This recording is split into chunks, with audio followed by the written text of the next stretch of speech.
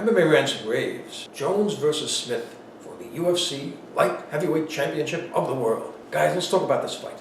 You know, Anthony Smith is one of the toughest guys I've ever seen. I mean, this guy, he could take so much punishment and just continue to fight. I mean, he looks like he's even out, like he's out of it.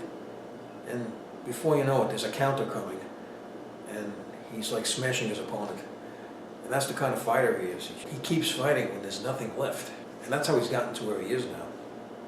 And what's interesting about this fight is that here we go again. Jones, I would say for the third time in his career, not that many fights, he's fighting a tall, rangy guy. A guy who's just about his size. It's pretty interesting. I did want to cover a little bit his last fight. I just think it was a masterpiece. I mean, Jones is a very well-coached fighter. I mean, his camp is just doing an incredible job. I mean, his game plan, keeping his opponent on the outside, and not just out of boxing range. He was either out of boxing range or he was too close.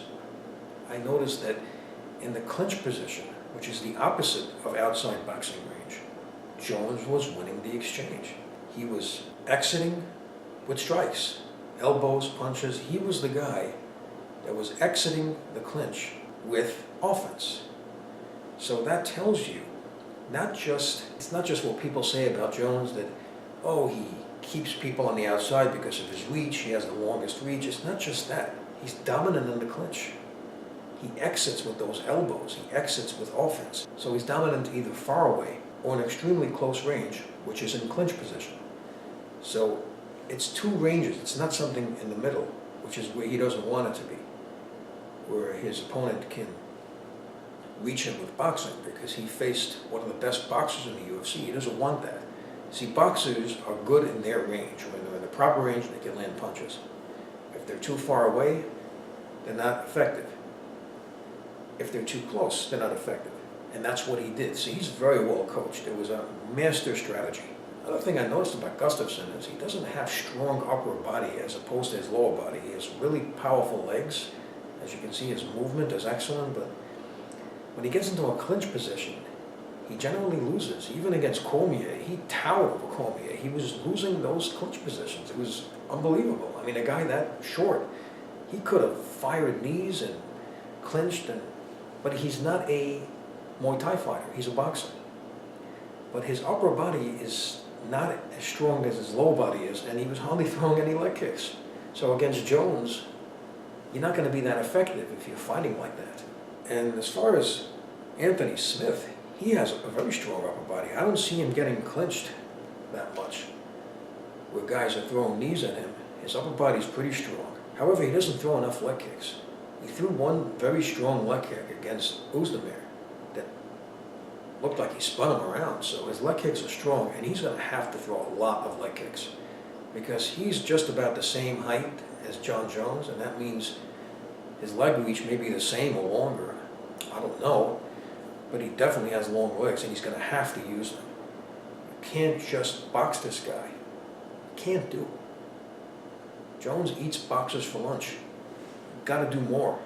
You have to throw a lot of leg kicks. You have to have a well-rounded offensive attack where he's just going to put you in this invisible box, or he's going to win when he has you in the clinch. He's going to use a similar game plan because Anthony Smith is similar in size to Gustafsson. I mean, and Anthony Smith likes to box. So that's something that he's going to have to do. Now the question is, will he do it? And how effective will it be? And the other question is, the light heavyweight division, you know, it's different guys than when we're in the middleweight division. Is he going to be able to be effective when he reaches the very top? And he's there right now. With everything being said, I think Anthony Smith is a really talented, tough fighter. He defends well on the ground too, a place he might find himself at, because Uzdemir took him down. It wasn't that difficult. It could be Anthony Smith might not have very strong takedown defense. Maybe Jones knows that, and that's something else I wanted to add about the last fight.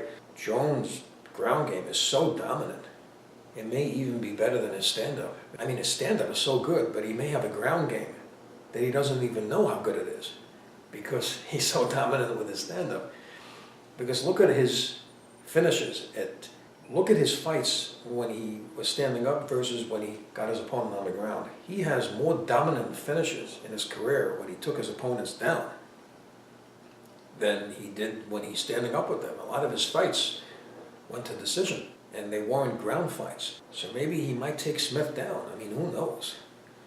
That's another thing to consider here, because he is a tall, rangy fighter. And just look at his last fight. He might be thinking to himself, yeah, this might be a good place to go. And he implements a lot more power when he takes his opponents down. I mean, you could just see that in his last fight as well. And he's got submissions. I mean, like the fight against Ryan Bader. So he's very dominant on the ground. It just looks like Jones seems to be even getting better at this stage of his career. I mean, he was extremely dominant in his last fight against a really, really good fighter. So I'm going to go to a prediction here. I have John Jones to win this fight. I would like to know what you think about the fight. Please leave your comments. Please subscribe. Please like up this video. And thank you for tuning in.